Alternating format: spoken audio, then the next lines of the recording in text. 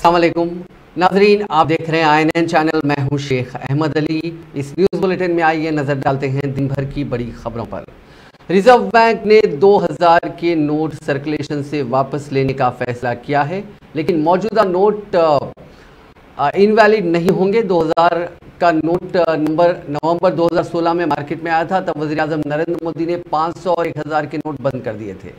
इसकी वजह से नए पैटर्न में 500 का नया नोट और 2000 का नोट जारी किया गया था। RBI ने साल 2018-19 से 2000 के नोटों की छपाई बंद कर दी थी। RBI ने बैंकों से 23 मई से 30 सितंबर 2023 तक नोट लेकर बदलने के अहकाम दिए हैं। जो मैक्सिमम क्वांटिटी होगी 20,000 तक लोग अपने नोट बदल सकेंगे। अब से ही बैंक 2000 के नोट इशू नहीं करेंगे और RBI ने कहा कि जिन लोगों के पास 2000 के नोट हैं वो अपने अकाउंट में जमा करवा सकते हैं और आइंदा से 2000 के नोट कोई भी बैंक जारी नहीं करेगा। तेलंगाना में क़यामत ख़ेज़ गर्मी से परेशान अवाम के लिए राहत की खबर है। महकमे मौसमियात ने कहा कि रियासत में हफ्ते से 3 दिन तक हल्की से दरमियानी बारिश हो सकती है। हैदराबाद के महकमे मौसमियात ने कहा कि जुनूबी तेलंगाना के अजला में बारिश का असर रहेगा। नलगुंडा, यादाद्री भुवनगिर, सूर्यापेट, खम्मम, नागर कर्नूल, वनापर्ती, रंगारेड्डी, विकाराबाद, महबूब नगर, नारायणपेट, जोगुलंबा, गदवाल अजला में चंद मकामात पर हल्की बारिश होने की तवक्को है। महकमे मौसमियात ने खबरदार किया है कि बारिश के साथ साथ दर्जे हरारत में भी इजाफा होने का इम्कान है। जुमेरात को रियासत भर में शदीद गर्मी देखी गई थी। नलगुंडा जिले के निदा मुन्नूर में सबसे ज़्यादा दर्जे हरारत 45.9 डिग्री रिकॉर्ड किया गया। करीमनगर जिले के थानको में दर्जे हरारत 45.6 डिग्री, नलगुंडा जिले के दमचरला में 45.5 डिग्री दर्जे हरारत दर्ज किया गया था। हैदराबाद में भी गर्मी अपने उरूज को पहुंच चुकी है। चीफ मिनिस्टर और सदर BRA चंद्रशेखर राव ने कहा कि कांग्रेस पार्टी ने कर्नाटक में जबरदस्त जीत हासिल की है और नफरत की सियासत करने वाली बीजेपी को बदतरीन शिकस्त से दो चार होना पड़ा। उन्होंने कहा कि कर्नाटक के नतायज के बाद कुछ लोग तरह तरह की बातें और दावे कर रहे हैं, लेकिन उनके ख्वाब चुकनाचूर हो जाएंगे। चीफ मिनिस्टर चंद्रशेखर राव आज महाराष्ट्र के नांदेड़ में BRS पार्टी के पहले तरबियती क्लासेस के इफ्तिताही सेशन से खिताब करते हुए ये बात कही। BRS के सदर KCR ने शमा रोशन करके 2 रोज़ा तरबियती क्लासेस का इफ्तिताह किया। नांदेड़ के इंतलान के मकामी जहां तरबियती का मुनक़िद हुआ, सारे इलाके को गुलाबी कर दिया गया। इसके अलावा नांदेड़ के कई इलाकों में चीफ मिनिस्टर KCR के इस्तकबाल के लिए बड़े पैमाने पर होर्डिंग्स और फ्लेक्सी लगाए गए थे। इस तरबियती कैंप में महाराष्ट्र के तमाम 288 असेंबली हलकों से पार्टी के सरकर्दा कायदीन और कारकुनों को 2 रोज़ा तरबियत दी जाएगी।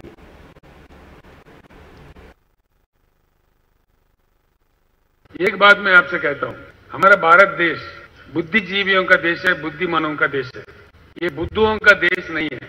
ढंग से अगर कहा जाए, ढंग से अगर अपनी बात पहुंचाई जाए, भारत सही जवाब देता है।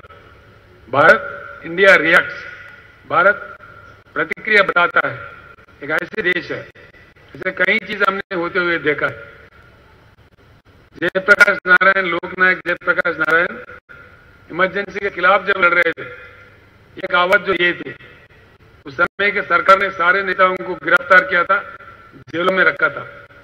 कई लोग जो जिनको मैं जानता था उस समय, मधु दंडावती जी थे, रामविलास पासवान जी थे, जॉर्ज फर्नांडिस जी थे, ऐसे कई जाने माने नेताओं को उस समय का सरकार 18 महीने तक जेल में रखा था। उन्होंने अपने फार्म जेल से ही भरे थे और 45 दिन के अंदर ऐसी क्रांति आया, पूरे उस समय के सरकार को उखाड़ के बंगाल के खाड़ी में फेंक दिए और जनता सरकार बन गया। ये आप सभी ने देखा है, होता हुआ देखा है। और जैसे जनता पार्टी ने गलीज काम किया, 2 साल के अंदर फिर भारत फिर रिएक्ट हुआ, फिर अपना प्रतिक्रिया दिया, फिर इनको निकाल के फेंक दिया, फिर इंदिरा गांधी को लाकर बिठा दिया। यानी कि इससे समझ में आता है, सही काम नहीं करेंगे, जन विरोधी काम करेंगे तो जनता प्रतिक्रिया दे देगी।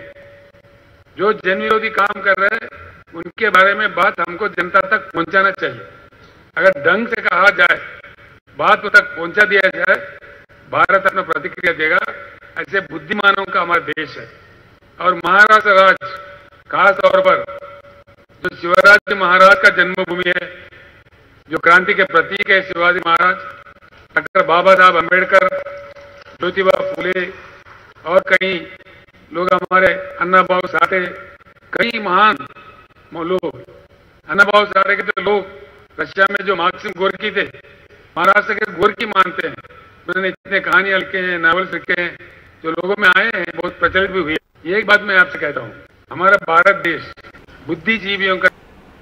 लोकसभा में बीआरएस पार्टी लीडर नमन नागेश्वर राव ने कहा कि बीआरएस पार्टी मुल्क में तेजी के साथ फैलते हुए सियासी हलचल पैदा कर रही है, जिससे हरीफ पार्टियां परेशान हैं। उन्होंने कहा कि बीआरएस को तमाम रियासतों में काफ़ी अवामी तायद मिल रही है।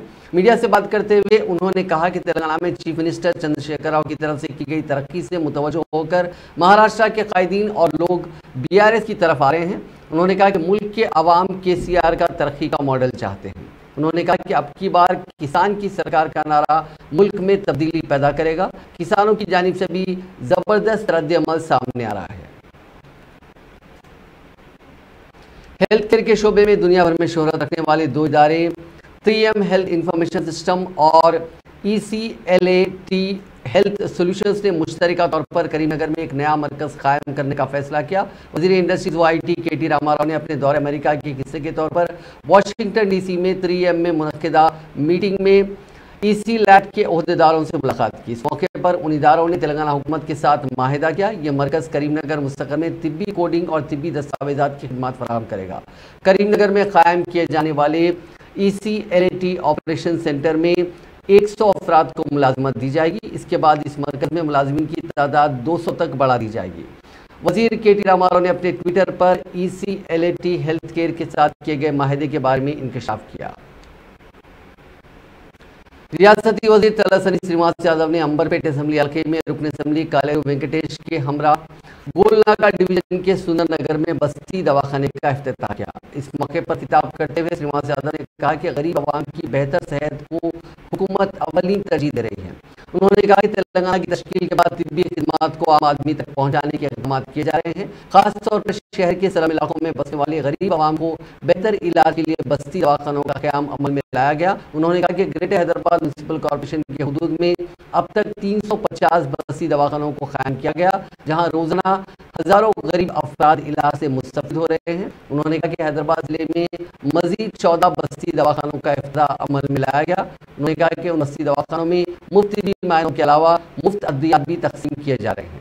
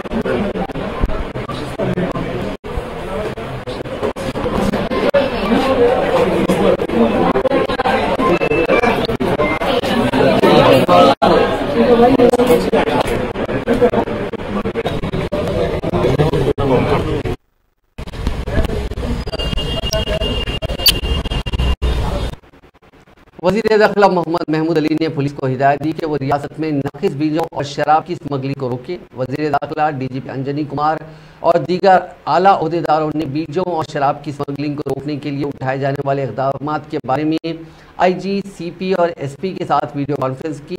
इस कॉन्फ्रेंस में महकमे ज़राअत और महकमे एक्साइज के अफसरान भी शामिल थे। इस मौके पर खिताब करते हुए वज़ीर महमूद अली ने जाली बीज और शराब की स्मगलिंग को रोकने के लिए उठाए जाने वाले इक़दाम के हवाले से कई अहम हिदायत दी। उन्होंने कहा कि शराब स्मगल करने वालों की निशानदही करके उनके खिलाफ सख्त कार्रवाई की जाए।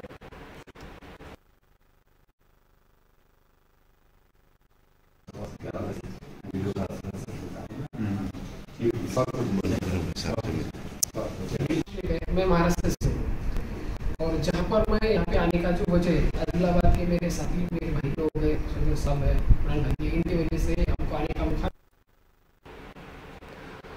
इसके अलावा वज़ीर दाखिला महमूद अली ने आज एक इजलास से खिताब किया, जिसमें मुख्तलिफ पार्टियों से ताल्लुक़ रखने वाले कायदीन ने BRS पार्टी में शमूलियत इख्तियार की। वज़ीर दाखिला ने कहा कि रियासत में असम्बली इंतखाबात के लिए तैयारियां तेज़ कर दी गई हैं और आइंदा इंतखाबात में TRS की हैट्रिक यकीनी है।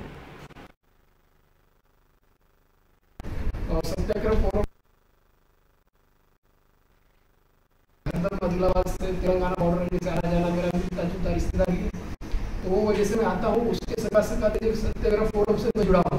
मैंने तो सर से बात किया कि भाई मोरे साहब, डॉक्टर मोरे साहब से कि भाई आप सत्याग्रह फोरम के साथ आप महमूद साहब उनके जरिए से हम लोग मिले के लिए उनके काम के बारे में मालूमात थी, उस वजह से हम ये पार्टी में जुड़ने के लिए खुद से आए। तेलंगाना की तरक्की देखकर खासतौर से सारे इंडिया से और प्रॉपरली महाराष्ट्र से बहुत से लोग आकर BRS पार्टी, जो हमारी पार्टी पहले TRS पार्टी थी, BRS पार्टी बनाई गई क्योंकि भारतीय राष्ट्र समिति जो पार्टी बनाएगी उसका मकसद है हिंदुस्तान के हालात बदलना, जिस तरह तेलंगाना के हालात बदले गए। आज बहुत से लोग महाराष्ट्र से BRS पार्टी का बहुत चर्चा है और हमें उम्मीद है कि आने वाले इलेक्शन में महाराष्ट्र में तो 100% BRS की हुकूमत बनेगी। BRS में शामिल होने के लिए महाराष्ट्र से जनाब डॉक्टर गौतम शिवाजी साहब मोरी बॉम्बे से आए हुए और वो बहुत अच्छे लीडर है और बहुत बड़ा ऑर्गेनाइजेशन चलाते हैं। उसी तरह कैलाश वसंतराव फेटी फाटे जो बुल्डाना से आए हुए, वो भी बहुत बड़े लीडर है। इरफान शेख साहब यावतमल डिस्ट्रिक्ट से आए हुए। ये तीनों खास तौर से यहाँ की तरक्की देखने के लिए है, क्योंकि हर जगह जहाँ भी जा रहे हैं लोग BRS के बारे में बात कर रहे हैं। ये लोग BRS के में पार्टी में शामिल भी होना चाहते हैं, क्योंकि ऑनरेबल CM साहब KCR साहब ने 14 साल जदोजहद कर तेलंगाना हासिल किया और 9 साल के अंदर जो सारे हिंदुस्तान में कोई स्टेट तरक्की की है तो तेलंगाना स्टेट है।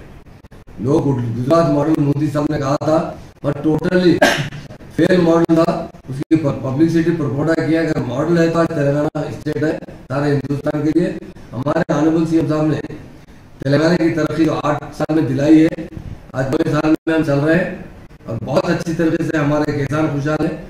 हमारे पास कृष्णा गोदावरी का पानी खासतौर से किसानों को फराहम किया गया। ड्रिंकिंग वाटर में घर घर टैप दी गई।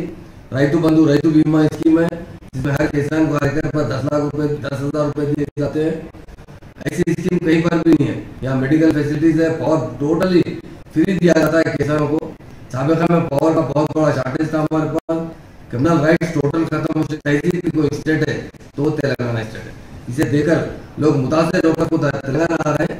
हमारे गौतम साहब और कैलाश साहब, इरफान साहब खासतौर से टीम बनाकर यहाँ निकले हैं और मुझसे भी मुलाकात की है और हमारी पार्टी में शामिल भी होना चाहते हैं। हमारे CM साहब से भी मिलना चाहते हैं। ये ऐसे लीडर्स है, एक टाइम में 1,00,000-2 लाख की मीटिंग करना इनके लिए आसान काम है। ये हमसे रुजू है। हम जरूर हमारे CM साहब तक ये बात पहुँचाएंगे।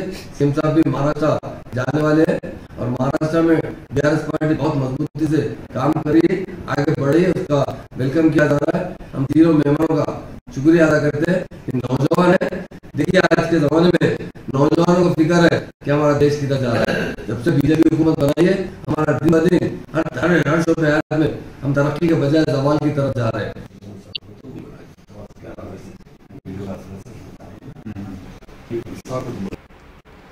वज़ीर आला चंद्रशेखर राव की क़यादत में मुनक़िदा काबीना के इजलास में जियो 111 को मंसूख करने के फैसले की खुशी में BRS के रुकन असम्बली प्रकाश गौड़ की क़यामगाह पर उस्मान सागर, गंडीपेट और हिमायत सागर के 24 देहातों की आवाम ने वज़ीर आला चंद्रशेखर राव की फ़ोटो को दूध से नहलाया और BRS रुकन असम्बली प्रकाश गौड़ से इज़हार तशक्कुर किया। इस मौके पर प्रकाश गौड़ ने खिताब करते हुए बताया कि वज़ीर आला KCR देहातों की तरक्की में रुकावट करदा जियो को मनसूख करते हुए उस्मान सागर और हिमायत सागर के देहातों की तरक्की की राह हमवार कर दी है। उन्होंने बताया कि वज़ीर आला KCR जिला रंगारेड्डी में कई तरक्याती काम करने के अलावा डिग्री कॉलेज, रेजिडेंशियल स्कूल कायम करते हुए देहातों के बच्चों को तालीम से आस्था करना चाहते हैं। इसके अलावा बड़े पैमाने पर फ्लाईओवर ब्रिजेस भी तामीर किए जाएंगे। మన ముఖ్యమంత్రి గారు తెలంగాణ ఇచ్చి నేను ఏ విధంగా ప్రజలకు చేయాలి, నన్ను ఏ విధంగా నమ్ముతారని చెప్పి మన అడిగిన పథకాలను కూడా ఇచ్చి నేను ఎంతో సంతోషం పెట్టాను. అందుకని మనం కూడా ఏమంటామంటే ఇలా డివల్యూషన్ ఇష్టం, రోడ్లు ఇష్టం, మెట్రో వే చేసుకుంటాం, డిగ్రీ కాలేజ్ చేసినాం, సైకిల్ ర్యాలీ కట్టుకుంటున్నాం, బ్రిడ్జ్లు చేపిస్తున్నాం. అది కాదు, మన సర్పంచ్ వార్డు మెంబర్ గారికి ఇంటింటికి పోయి కూర్చోవాలి. ఇక మేము పని చేసినాం, పలానా నిన్ను వచ్చిండు, వాళ్ళు రేపు ఏం చేస్తారో చెప్పచ్చు అడగలం. అడిగే బాధ్యత మనం తీసుకోవాలి. మనం చేసిన పని చెప్పండి. తెలంగాణ వచ్చిన తర్వాత ఏం చేసినాం? మనం ఇంటికి ఏమి ఇచ్చినాం, గడపకి ఏమి ఇచ్చినాం, ఓ ఇంట్లో అమ్మకి ఏమి ఇచ్చినాం, ఓ చెల్లెకి ఏమి ఇచ్చినాం, ఒక బిడ్డకి ఏమి ఇచ్చినాం. మన ముఖ్యమంత్రి గారు తెలంగాణ తెచ్చి నేను ఏ విధంగా ప్రజలకు చేయాలి, నన్ను ఏ విధంగా నమ్ముతారని చెప్పి మనం అడిగిన పత్రికలను కూడా ఇచ్చి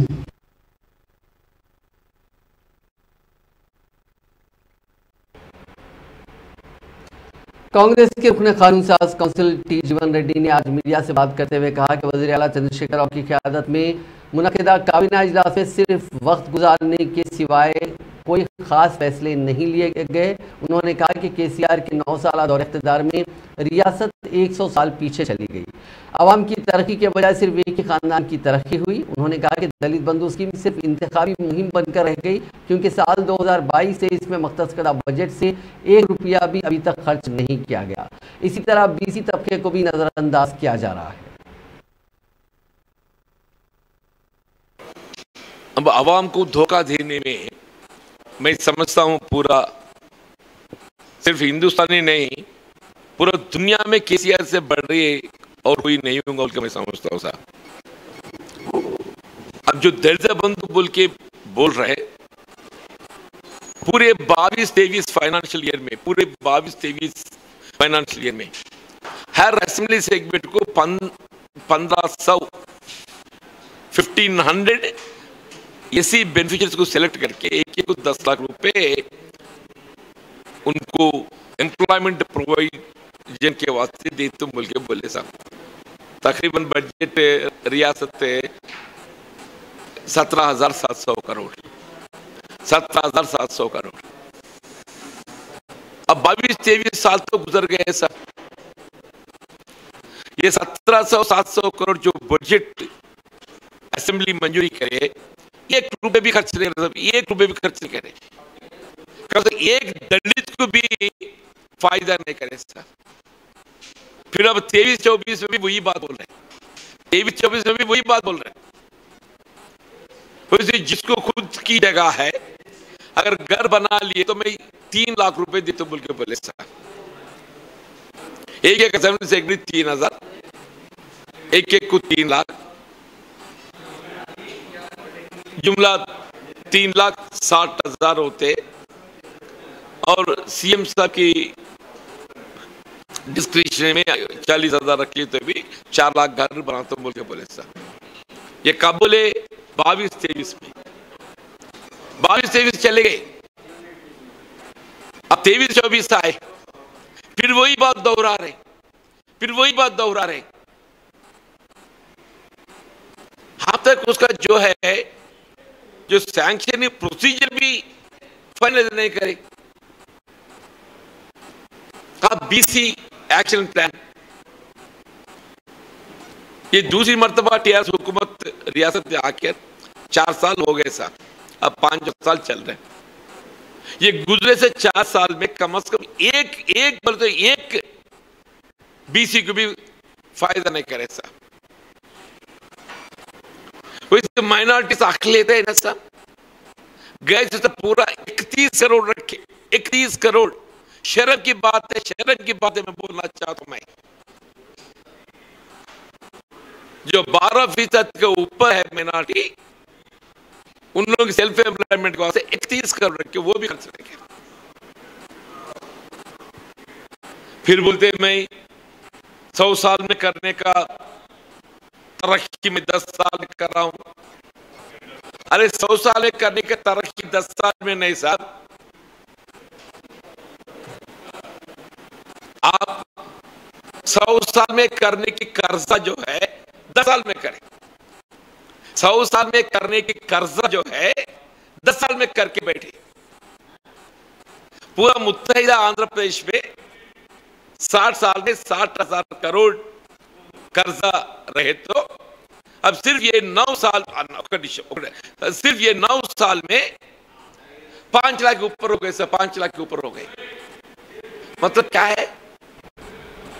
अब कांग्रेस का आज भी हनुमंतराव ने इल्जाम लगाया कि बीजेपी बीसी डिक्लेरेशन के नाम पर पसमानदा तबकात को धोखा दे रही है। आज गांधी भवन में मीडिया से बात करते हुए हनुमंतराव ने कहा कि मरकज की बीजेपी हुकूमत ने बीसी के लिए न ही अलहदा मिनिस्ट्री का क़याम अमल में लाया और न ही ज़ात की बुनियाद पर मर्दमशुमारी की तायद की, लेकिन अब बीसी डिक्लेरेशन के नाम पर तेलंगाना की आवाम को धोखा देने की साजिश की जा रही है। कन्याकुमारी से कश्मीर तक चला, लोगों की तकलीफ मालूम हुआ, किसानों का मालूम हुआ, नौजवानों का मालूम हुआ, गरीब का मालूम हुआ, ओबीसी का मालूम हुआ।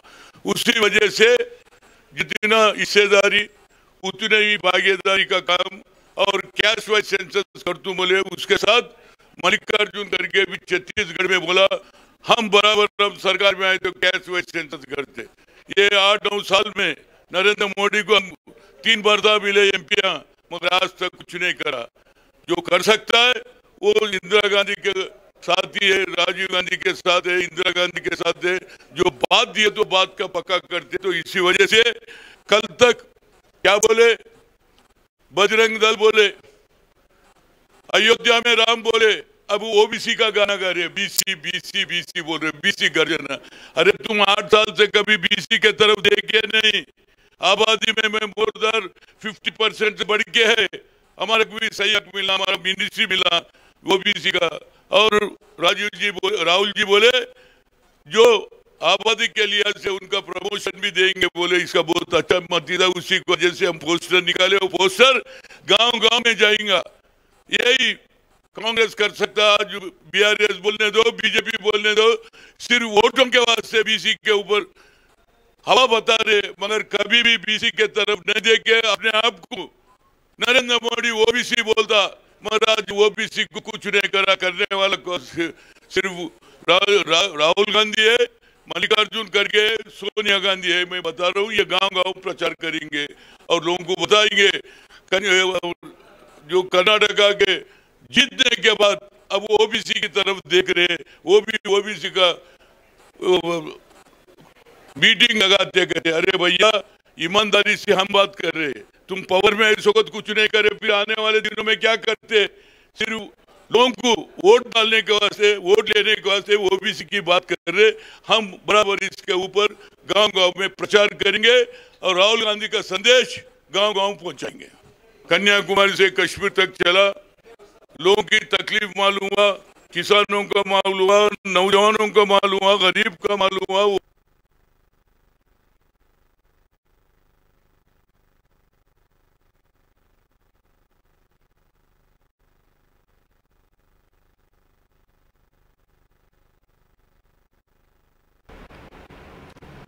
तेलंगाना बीजेपी के रियासती सदर बंडी संजय दिल्ली रवाना हुए हैं। बंडी संजय एक ऐसे वक्त दिल्ली रवाना हुए हैं जब इस पार्टी के सीनियर लीडर और रुकन असेंबली ईटला राजेंद्र 3 दिनों तक दिल्ली में क़याम के बाद हैदराबाद वापस हुए।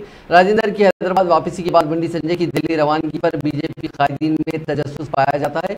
बताया गया कि राजेंद्र ने वज़ीर दाखिला अमित शाह से मुलाकात करते हुए रियासत में पार्टी की ताज़ा सूरत हाल से वाकिफ करवाया। रियासत गवर्नर डॉक्टर तमिलिसाई सौंदरराजन ने राजभवन में गिरिजनों के इजलास को मुखातिब करते हुए कहा कि गिरिजनों के मसाइल को हल करने के सिलसिले में हाल ही में उन्होंने रियासत के अजला का दौरा किया और गिरिजनों आदिवासियों से मुलाकात की और आज भद्राचलम के गिरिजनों के साथ इजलास मुनक्किद किया। उन्होंने कहा कि गिरिजनों की सेहत का ख्याल रखते हुए दवाखाने कायम किए जाएंगे और कैंसर बीमारी से मुतालिक शऊर बेदारी की जाएगी। इसी तरह गिरिजनों के बच्चों को तालीम से आरास्ता करने के लिए स्कूल्स भी कायम किए जाएंगे। हैदराबाद के मजाफाती इलाके गंडीपेट मंडल के खानापुर जिले रंगारेड्डी में पेश आए एक अलमनाक सड़क हादसे में 4 नौजवान हलाक हो गए, जिनमें 2 बहनें और उनके 2 दोस्त शामिल हैं। उनमें एक होने वाली दुल्हन भी शामिल है। जुमे की सुबह एक तेज रफ्तार कार ने शंकरपल्ली मेन रोड पर पोचम्मा मंदिर के पास पार्क की हुई लॉरी को टक्कर मार दी, जिसके नतीजे में कार में सवार 2 बहनें अर्शिता और अंकिता के अलावा नितिन के अलावा 3 नौजवान मौके पर हलाक हो गए। 4 दीगर शदीद जख्मी हैं। इत्तला मिलने पर पुलिस ने मौके पर पहुंचकर जख्मियों को गच्चीबौली के एक अस्पताल मुंतकिल किया, जहां अमृत नामी नौजवान जख्मों से जानवर न हो सका। जख्मियों को गाड़ी से निकालने में काफ़ी मुश्किलात का सामना करना पड़ा। पुलिस ने बताया कि जख्मियों में से 3 की हालत तशवीशनाक है। हलाक शुदगा की शिनाख्त निजामपेट से हुई है। मरने वालों में एक लड़की की हाल ही में मंगनी हुई थी और चंद दिन में उसकी शादी भी होने वाली थी। बैचलर पार्टी मनाने के लिए नारसिंगी से वो अपने दोस्तों के साथ टिफिन खाने के लिए CBIT से एक कार में खानापुर गई थी। वापसी के दौरान कार बेकाबू हो गई और पोचमा मंदिर के पास खड़ी हुई लॉरी को पीछे से टकरा गई। हादसे में कार मुकम्मल तौर पर तबाह हो गई। YSRCP के रुकन पार्लियामेंट अविनाश रेड्डी के हामियों ने CBI इंक्वायरी से उनकी गैर मौजूदगी से मुतालिक पेशरफ्त को कवर करते हुए मीडिया चैनल्स और नामा निगारों पर पुरतशद्दुद हमला किया। यह वाक़या उस वक्त सामने आया जब अविनाश को आज साबिक वजीर वाइस विवेकानंद रेड्डी के हाई प्रोफाइल कत्ल केस में पूछगछ के लिए पेश होना था। अपनी मां की बिगड़ती हुई सेहत की वजह बताते हुए अविनाश पुलिवेंदुला के लिए रवाना हो गए थे। कुछ मीडिया के अहलकारों ने उनकी गाड़ी का पीछा किया। इससे नाराज होकर उनके हामियों ने मीडिया के अहलकारों पर हमला किया, उनके कैमरे तोड़ दिए और इस हमले की तस्वीरें लेने वालों पर भी उन लोगों ने हमला किया। ये तस्वीरें सोशल मीडिया पर काफ़ी वायरल हो रही हैं।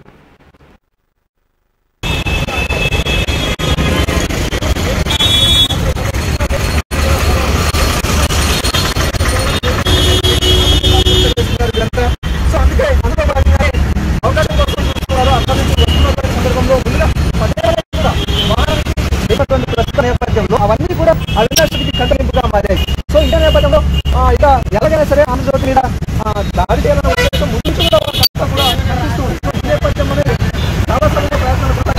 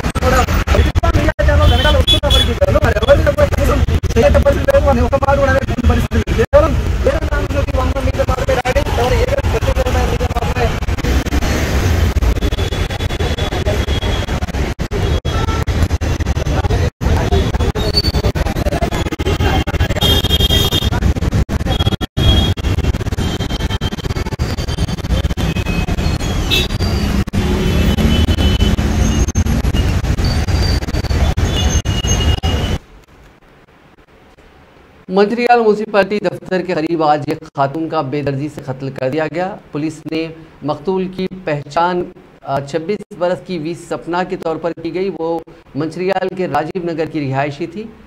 ज़राए के मुताबिक स्वप्ना की शादी मधुकर नाम के एक शख्स से 2016 में हुई, लेकिन बाद में उन्होंने अलहदगी अख्तियार कर ली। इन दोनों के बीच जायदाद को लेकर कोई तनाज़ा था।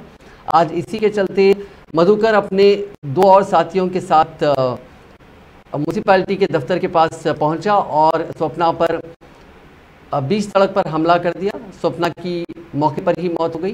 पुलिस ने एक केस दर्ज करते हुए जांच का आगाज़ किया। ज़राए के मुताबिक इस केस के मुलज़िमीन को गिरफ्तार कर लिया गया है। आवारा कुत्तों के हमले में एक लड़के की जान चली गई। यह वाक़या रियासत तेलंगाना के हरमकुंडा जिले के काजीपेट रेलवे क्वार्टर्स में पेश आया। तफसीलात के मुताबिक उत्तर प्रदेश से सुनीता और मलका नामी जोड़ा अपने बच्चों छोटू उमर जिसकी 8 साल है उसके साथ अजमेर जाने के लिए काजीपेट रेलवे स्टेशन पहुंचे। लड़का अपने माँ बाप के साथ ज़रूरत से फारिग होने के लिए करीब की झाड़ियों में गया हुआ था। वहां उस पर कुत्तों ने हमला कर दिया। हमले में लड़का शदीद जख्मी हो गया और उसकी मौके पर ही मौत हो गई।